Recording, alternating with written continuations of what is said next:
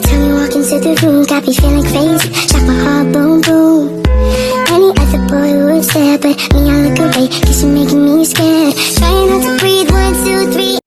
Assalamualaikum warahmatullahi wabarakatuh. Perkenalkan, nama saya Wilsiana Lande dari Prodi Bisnis Digital dengan NIM 2022-240502. Pada kesempatan kali ini saya akan mempresentasikan tugas saya yang berjudul Wawasan Nusantara. Saya ambil dari bab 7.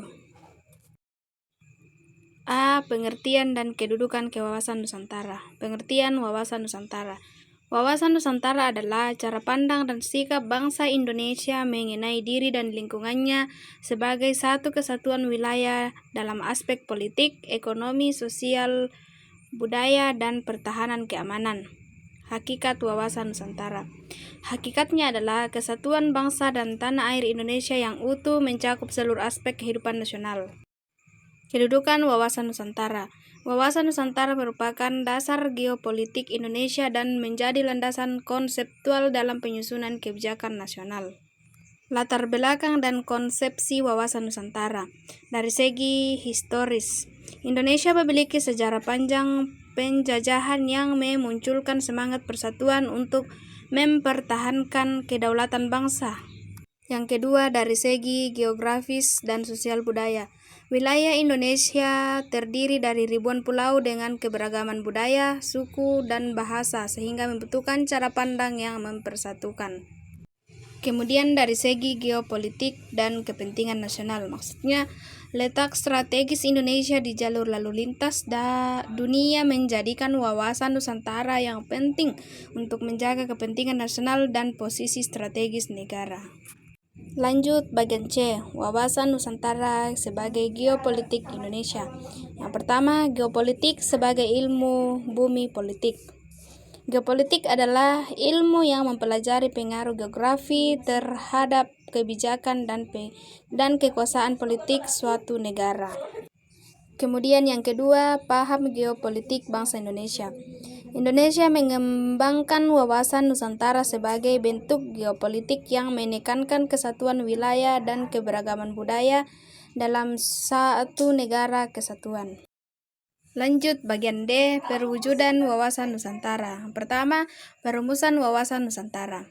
Dirumuskan sebagai cara pandang menyeluruh terhadap Indonesia sebagai satu kesatuan utuh dalam ideologi, politik, ekonomi, dan sosial budaya dan hankam. Kedua, konsep Nusantara dalam Undang-Undang Dasar 1945. Tercantum dalam pasal 25A Undang-Undang Dasar 1945 yang berbunyi, Negara Kesatuan Republik Indonesia adalah sebuah negara kepulauan yang berciri Nusantara. Ketiga, batas wilayah Negara Kesatuan Republik Indonesia meliputi daratan, perairan, pedalaman, lautan teritorial, dan wilayah udara di atasnya sesuai dengan hukum nasional dan internasional.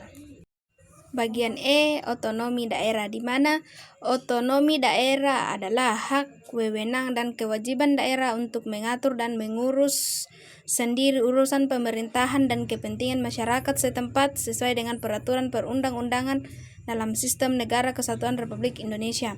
Diberikan kepada daerah untuk mengatur dan mengurus urusan pemerintahannya sendiri guna mendekatkan pelayanan kepada masyarakat dan menjaga integritas nasional. Adapun kaitan wawasan Nusantara dengan otonomi daerah.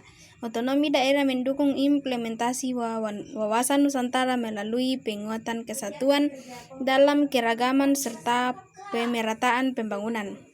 Otonomi daerah di Indonesia diberikan pada daerah untuk mengatur dan mengurus urusannya sendiri guna mendekatkan pelayanan kepada masyarakat dan menjaga integritas nasional.